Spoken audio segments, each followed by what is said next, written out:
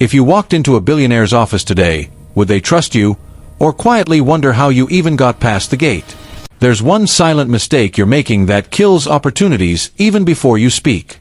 Tony discovered it the hard way, and what he did next changed everything.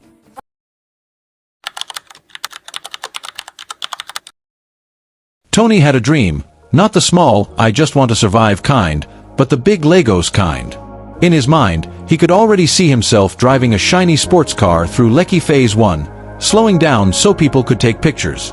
He'd be living in a mansion with gates so large they could block Third Mainland Bridge, and traveling first class to countries where even the mosquitoes had British accents. But the problem right now was that Tony's mansion was a one-room apartment in Ajagunal, with a bed that squeaked louder than a motorcycle horn and a ceiling fan that spun like it was considering retirement. But Tony wasn't the type to give up. He was hardworking, always hustling, and every Sunday, he'd go to church to pray for a breakthrough. "God, please make something happen for me," he'd whisper, hoping for a miracle. Tony's first attempt at making it big started with Puff Puff. "Everybody loves Puff Puff, right?" he reasoned. He borrowed 5,000 Nigerian nairas from his cousin, bought flour, sugar, and oil, and set up a tray in front of a busy Lagos bus stop in Oshodi. At first, it was great. Bus conductors were buying, school kids were grabbing, and even a policeman on duty took two, and somehow forgot to pay. But by 1 p.m., the Lagos sun decided to test his dreams. The oil got too hot, the Puff Puff turned into hard charcoal balls, and customers started shouting, "This isn't Puff Puff anymore, it's bullets that could knock someone out." One angry woman threw one back at him, yelling, "Take your weapon!" Tony packed up and went home, smelling like burnt bakery dreams. As he lay on his squeaky bed that night, he whispered a quick prayer, "God, please, next time, send rain instead of sun." Next, Tony noticed market women in Alaba complaining about the rain ruining their tomatoes. "This is it. My big break," he thought excitedly. He bought 10 umbrellas and started renting them out at 100 Nigerian nairas per day to the traders. Day 1, no rain. Tony paced around, staring at the sky like it owed him money. Day 2, still no rain. He even tried a little dance to summon rain, but nothing happened. Day 3, heavy rain finally poured. But disaster struck. Tony had left the umbrellas at home, and his neighbor's mischievous kids had borrowed them to play superheroes. They tied ropes to the handles and jumped off the balcony, pretending the umbrellas were parachutes. By the time Tony got back, the umbrellas were twisted like pretzels, cloths ripped like old rags, and handles bent like question marks. "What happened here?" Tony cried, holding a broken one. The kids just laughed and ran away. That business died before it could even get wet. Tony shook his head, went to his room and prayed again, "God, please, keep children away from my next business." Tony wasn't giving up yet. He tried selling phone chargers and earphones in the noisy computer village. But he had one big problem. He didn't know how to shout like the pros. In Lagos markets, if you can't yell louder than a generator, customers will pass you like you're invisible. While others were shouting, "Original charger, fast charge, not fake." Tony's soft voice got lost in the chaos. He tried whispering to one customer, "Sir, this earphone is amazing," but the man just walked away, muttering, "What did you say?" By the end of the day, Tony sold just only one charger, to his own friend Chuka, who felt sorry for him. "Bro, this market isn't for quiet people like you," Chuka laughed. Tony trudged home on a crowded bus, squeezed between two market women with baskets of fish, thinking, "God, please show me the way." After a year of these failed hustles, Tony was feeling low. But one Sunday after church, where the pastor had preached about perseverance in tough times, he met up with Chuka at a small cafe in Yaba. Chuka was on his laptop, clicking charts that looked like zigzag mosquito paths on a window. "What's this?" Tony asked, peering over. "This is Forex, buying and selling different currencies online to make profit," Chuka replied, sipping a Coke like he'd just solved Nigeria's fuel shortage. Tony's eyes widened like saucers. "So, I can do this from anywhere, even from my room in my boxers, with no sun to burn my puff puff." "Yes. And no shouting required," Chuka grinned. That was all Tony needed to hear. He felt a spark, like the pastor's words were coming true. That night, back in his tiny room, Tony stood in front of his cracked mirror, staring at his reflection. The fan creaked overhead, and outside, Lagos traffic honked like an angry choir. He clenched his fists, his voice rising dramatically. "I swear, this Forex thing? I won't stop until I succeed. Forget small money. I want billions, fancy cars, a lecky house. God, be my witness. If I fail this one, it's on me. I'm gonna fight till the end." He punched the air like a boxer, nearly knocking over his water bucket. It was emotional, funny, and dead serious all at once. From that moment, Tony's life became all about Forex. For the next 2 years, he turned into a Forex machine. He watched YouTube tutorials until his eyes turned red like pepper soup, joined online groups full of traders chatting about buy euro to US dollar and sell pound sterling to Japanese yen, and practiced on demo accounts. Sometimes he'd make $10,000 in a demo account and dance around his room, shouting, "I've made it!" Only to remember it wasn't real money yet. He lost small amounts of real cash here and there, but he kept learning. Eventually, he got good enough to start teaching beginners. He'd hold small classes in the same Yaba cafe, explaining things simply, buy low, sell high, that's it. No stress. Just watch the charts like you're watching a movie. His students loved his jokes, and he earned small mentorship fees, but it wasn't enough for his big dreams. Teaching was okay, but it wouldn't buy the luxury cars on his vision board, which was just a torn magazine page taped to his wall. He needed big trading capital. So Tony decided to target the people who had plenty of money, billionaires and rich moguls in Lagos. Tony somehow convinced a security guard to let him into a fancy polo club in Ikoyi. "I have an appointment," he lied with a straight face. When he got in, he walked up to a man in a crisp white kaftan, known for his oil empire. "Sir, my name is Tony. I'm a professional Forex trader," and the man looked him up and down like he was a street hawker. "Young man, is that your shoe talking to me?" Tony glanced down. His old shoe had a small tear at the front, flapping like a mouth. "Sir, it's not talking, it's smiling," Tony joked nervously, trying to laugh it off. The man chuckled but shook his head. "Come back when you look like someone who won't run away with my money." He walked away, leaving Tony standing there like a fool. Not discouraged, Tony found the address of a tech mogul in Lekki Phase 1 and talked his way past the gate with a fake business card. "I have a proposal that will amaze you," he said confidently. Inside, he pitched his trading plan passionately, waving his hands like a preacher. The mogul listened, nodded slowly, then asked, "Where is your office?" "Your car." "Your establishment." "My office." Tony paused, sweating. "My laptop is my office, and my legs are my car." The man burst out laughing and said, "Come back when your office has a physical address, and your car isn't those malnourished legs of yours." Tony left, muttering, "I don't blame you." One evening, Tony spotted a famous politician eating jollof rice in an upscale restaurant on Victoria Island. Ignoring the security guards glaring at him, he marched straight to the table. "Sir, give me capital, and I'll multiply it in Forex. I am an expert in this." The man wiped his mouth with a fancy napkin and eyed Tony's faded shirt. "Even my gateman drives a better car than whatever you came here with. And he dresses better too." Tony's face fell. "Sir, please. No. Look rich first, then we can talk." Saying this, the politician waved him away like a fly. After these humiliating rejections, Tony sat on his bed one night, head in hands. Why don't they trust me? He realized the pattern. Nobody took him seriously because he looked too broke. In Lagos, appearance was everything. If you drove into a billionaire's compound in a Danfo bus, they'll think you came to beg, not to do business. But Tony remembered the church sermons about faith and perseverance. "God, please show me a way," he prayed quietly. That's when he started thinking about cars, and how one flashy car could change everything. Little did he know, his next step would come from a powerful Sunday message. Sunday morning sunlight poured through the thin curtains of Tony's one-room apartment. He was already dressed for church, a crisp white shirt and neatly pressed black trousers, but his mind was still replaying the sting of his latest rejection from a billionaire. The words echoed in his head.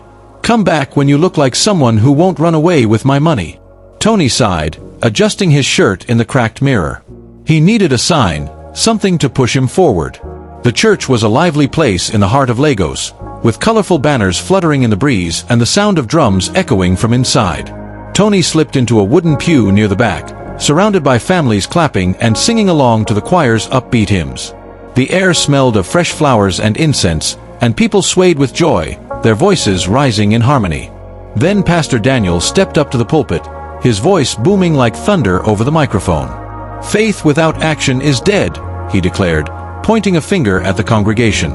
Everyone leaned forward, nodding. "If you believe God will bless you, then act like it. Step into the place you want to be as if it is already yours." Tony felt a shiver run down his spine. The pastor's eyes seemed to lock on him for a moment, though Tony knew it was just his imagination. "Do not wait for the blessing to come to your door," the pastor continued, his words gaining speed. "Walk into it boldly. Dress for where you are going, not where you are. Speak as if you have received it already." Remember the story of Joshua circling the walls of Jericho? He didn't just pray, he marched with faith. The crowd murmured in agreement, some shouting, "Amen." Tony's heart thudded faster. Dress like where you are going. Act like it is already yours. The sermon felt like a direct message from above, tailored just for him. As the service ended with a final prayer, Tony stood up, his mind racing. Today, he thought, I will act like a billionaire. I'll step out in faith and see what happens. Back at home, Tony opened his small wardrobe with determination. Inside, most of his clothes were faded shirts and worn jeans from his failed hustles. But at the back, wrapped in a plastic cover to keep out the dust, was a suit he had worn only once, to his cousin's wedding 2 years ago. It was deep navy blue, with a subtle shine that made it look expensive under the right light. He put it on carefully, buttoning the jacket and straightening the silk tie that came with it. He polished his shoes until they gleamed like new, and slipped on a pair of sunglasses he had bought years ago from a roadside stall. They were slightly crooked, but from a distance, they looked stylish and mysterious. Standing in front of the mirror, Tony practiced his billionaire pose, shoulders back, chin up, a slight nod as if approving a $1 million deal. "Billionaire energy," he whispered to his reflection, feeling a mix of excitement and nerves. Recalling the pastor's words, he added a quiet prayer, "God, let this faith work. I'm stepping out boldly." With that, he grabbed his keys and headed out the door. Just down his street, a brand new luxury car dealership had opened the week before. The building was a modern marvel, with towering glass walls that reflected the bustling Lagos traffic outside. Honking buses, street vendors calling out to passers-by, and the distant hum of generators. The logo, Golden Wheels Luxury, shone like real gold in the afternoon sun, and inside, the air was cool and scented with new leather. Tony walked in as if he had been buying cars his whole life, his sunglasses still on to add an air of mystery. A salesman in a tailored suit approached quickly, his name tag reading Mr. Ode. "Good afternoon, sir. Welcome to Golden Wheels Luxury. How may I help you today?" Mr. Ode asked with a professional smile. Tony removed his sunglasses slowly, like in a movie, and replied smoothly, "I'm looking for something special. Something in the range of 1.5 billion naira. Show me your finest." Mr. Ade's eyes widened slightly, but he recovered with a nod. "Certainly, sir. Right this way. We have some exceptional models that might suit a gentleman like yourself." For the next 20 minutes, Tony inspected car after car, putting on a show of expertise. First, a sleek silver sports car with shiny chrome rims. He opened the door, slid into the leather seat, and gripped the steering wheel, imagining himself speeding down a highway. "Not bad," he said aloud, "but let's see the others." Next, a glossy black sedan with tinted windows. Tony circled it slowly, running his fingers along the smooth metal, nodding seriously as if calculating its value in his head. "This one has potential," he murmured to Mr. Ode, who hovered nearby with a clipboard. Then came a custom gold SUV, its paint gleaming under the showroom lights. Tony pretended to check the engine, though he knew nothing about cars beyond starting one. He even kicked the tires gently, like he'd seen in videos, and asked, "How's the mileage on this beauty?" But as they reached the last car in the showroom, a gleaming silver sports car with aerodynamic curves and a price tag that made Tony's stomach flip, his confidence began to fade. He had hoped for some miracle during these inspections. Maybe a rich customer would notice him and strike up a conversation, or perhaps the manager would offer him a deal he couldn't refuse. But nothing happened. The showroom remained quiet, save for the soft hum of air conditioning. Tony ran his fingers along the smooth metal one last time and thought, maybe this was just a foolish idea.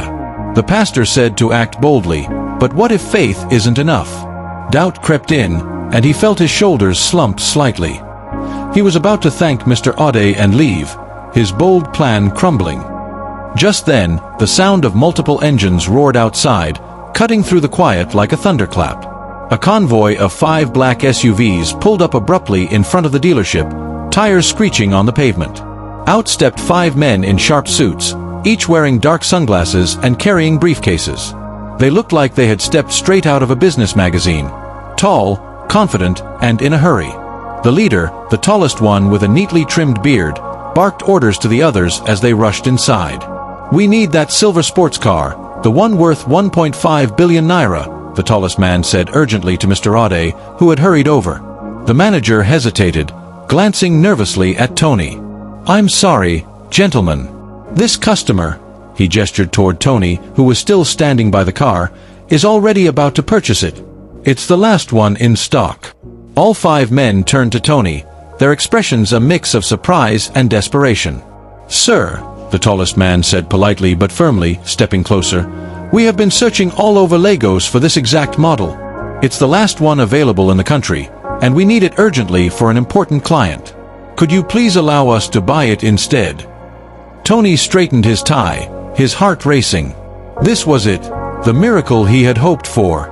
Recalling the pastor's words about bold action, he tilted his head slightly and said calmly, "This car is my destiny." The men exchanged surprised glances, unsure if he was serious. "It's very important to us," another man insisted, pulling out his wallet. "We are willing to compensate you handsomely. How about an extra 5 million naira for your trouble?" Tony folded his arms, pretending to be deeply offended. "You cannot put a price on destiny.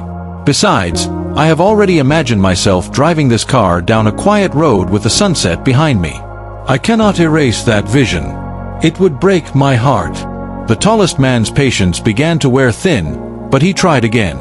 10 million naira, then. And we'll throw in a chauffeur service for a week." Tony shook his head slowly, as if deeply burdened by the decision.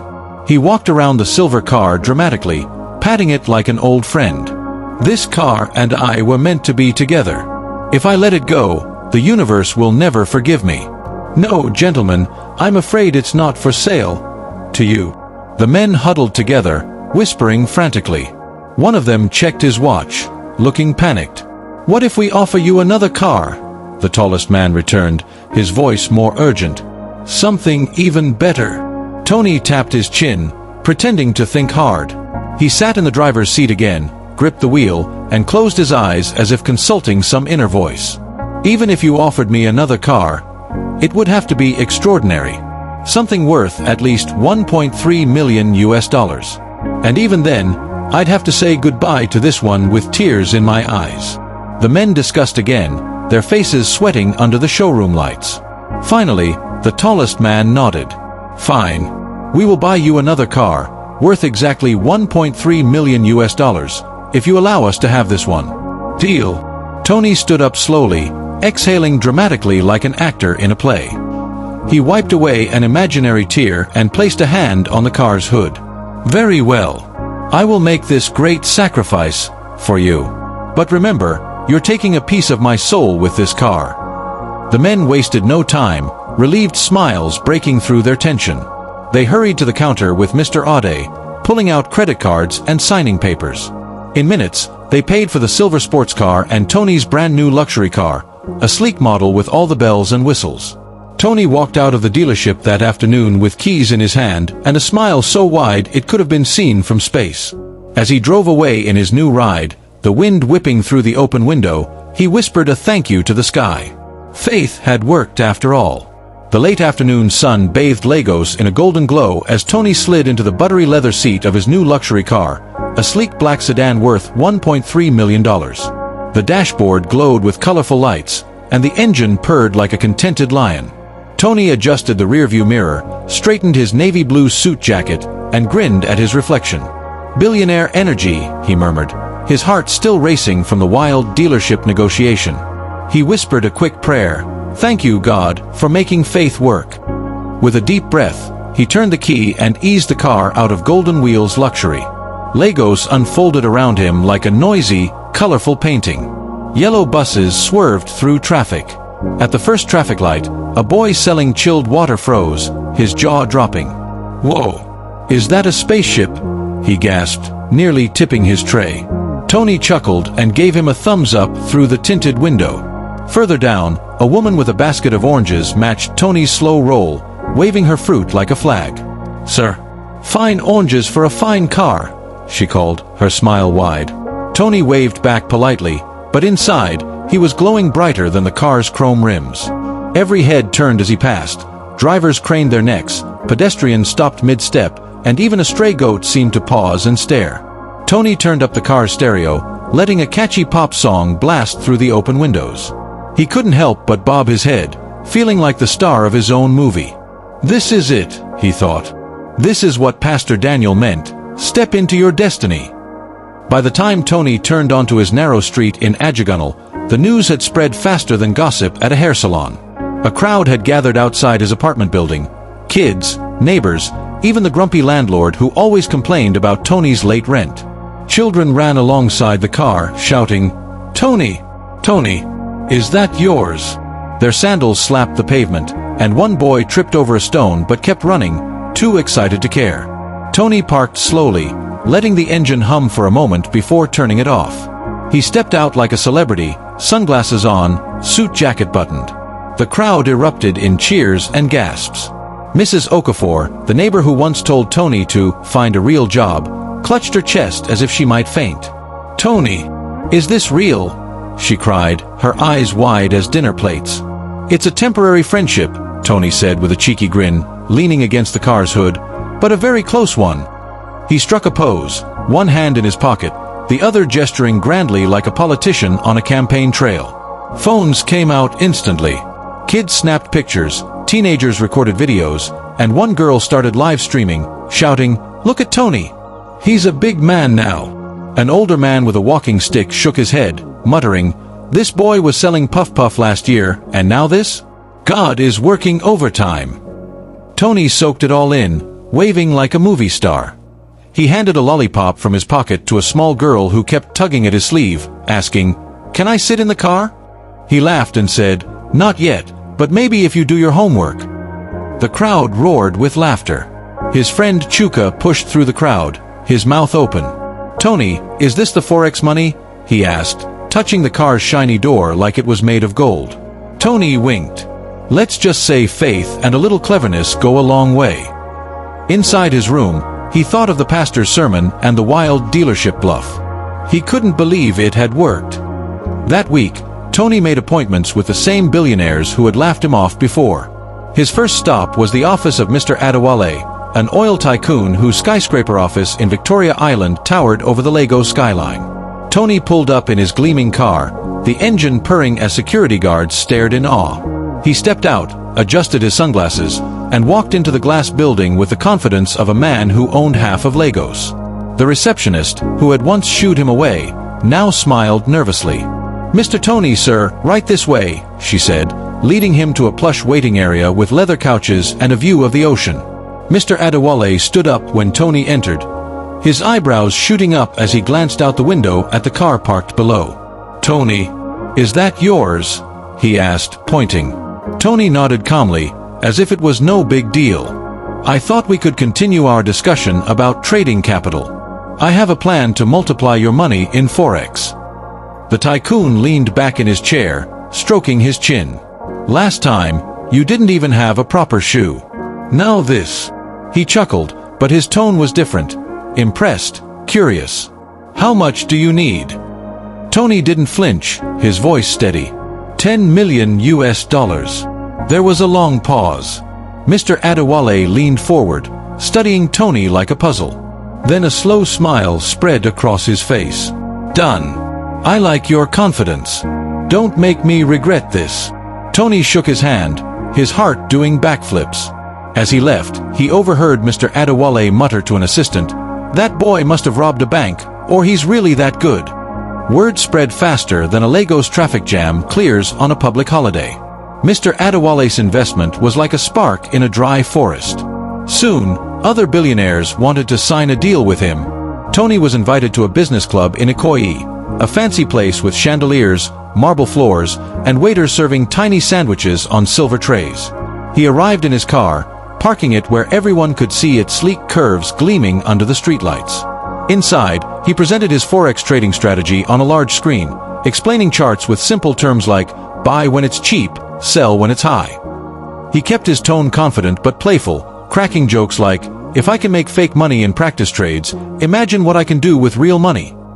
The billionaires laughed, but their eyes kept drifting to the window, where Tony's car sat like a silent endorsement of his success. By the end of the night, 3 more signed up, each handing over millions to manage. Over the next 2 weeks, Tony sealed deals with 8 billionaires, totaling $50 million in trading capital. Each meeting was a victory lap. At one, a tech mogul who had once mocked Tony's laptop office now clapped him on the back, saying, "I knew you had potential." Tony just smiled, thinking, "Sure you did." Late one night, Tony sat in his car outside his apartment, the engine off, the city's hum surrounding him. He ran his hands over the steering wheel, still amazed at how far he'd come. From burnt puff-puff and broken umbrellas to this, a luxury car and $50 million to trade. He thought back to the church sermon, the moment he almost gave up at the dealership, and the wild negotiation that changed everything. "God, you really showed up," he whispered, smiling. But Tony knew this was just the beginning. With this capital, he could turn his forex skills into real wealth, not just for himself, but for everyone who believed in him. He started the engine, the purr filling him with determination. "Time to make billions," he said aloud, grinning like a kid who just won a prize. 2 months after securing $50 million from 8 billionaires, Tony's life was a whirlwind of success. His forex trading skills, honed over years of late-night YouTube tutorials, were paying off. Every day, he sat at his new glass desk in his ajagunal apartment, clicking through charts on his laptop. "Buy low, sell high," he'd mutter, grinning as his trades turned green. In just 8 weeks, he made a staggering $6 million profit for himself. Tony leaned back in his chair, staring at the numbers on the screen. "God, you really outdid yourself," he whispered, thinking back to the church sermon that sparked his bold dealership bluff. His first big move was buying a mansion in Lekki Phase 1. The house was a dream. White walls gleamed under the Lagos sun, a golden gate sparkled, and a swimming pool shimmered in the backyard. Tony walked through the marble-floored living room, his footsteps echoing. "This is bigger than my entire street," he laughed, spinning in circles like a kid. Neighbors peeked over their fences, whispering, "That's the forex guy." A delivery truck arrived with a new luxury car, a red convertible to join his black sedan. Tony posed for a photo beside it, sunglasses on, pretending to be a movie star. Next came love. Tony met Amara at a business event in Ikoyi, where she caught his eye with her warm smile and quick wit. She worked as an event planner and loved his goofy humor. One evening, under the twinkling lights of a Lagos rooftop restaurant, Tony got down on one knee. "Amara, you make my heart do forex trades, up and down, but always winning. Will you marry me?" She laughed, tears in her eyes, and said yes. Their wedding was a blast. Colorful decorations, a live band, and Tony dancing so wildly he nearly tripped into the cake. Guests cheered, and Tony whispered to Amara, "This is better than any profit." With his wealth growing, Tony opened the Tony Forex Academy in a shiny building near Victoria Island. The classrooms had bright walls, big screens for charts, and a snack table with free cookies to keep students happy. On the first day, he walked in wearing sunglasses and said, "Class, the first rule of trading is, never trade when you are hungry. The market will smell your desperation." The students roared with laughter, but they remembered the lesson. One kid raised his hand and asked, "Can I buy a car like yours?" Tony winked. "Work hard, and you'll buy too." He taught with humor, real-life examples, and a lot of energy. Soon, the academy was full, with students coming from all over Nigeria and beyond. Tony's academy was the talk of Lagos. Newspapers called him the Forex King, and he signed deals with more investors, his bank account swelling like a balloon. But Tony didn't forget his dreams of seeing the world. He and Amara took off on a grand adventure, first to Dubai, where they rode camels and marveled at skyscrapers. In Paris, Tony posed by the Eiffel Tower, joking, "This thing is tall, but my mansion's gate is taller." In London, they sipped tea in fancy cups, and Tony whispered, "These people don't know I started with burnt puff puff." Back in Lagos, Tony stood on his mansion's balcony, Amara by his side, watching the sunset over the city's skyline. The distant hum of traffic mixed with laughter from kids playing below.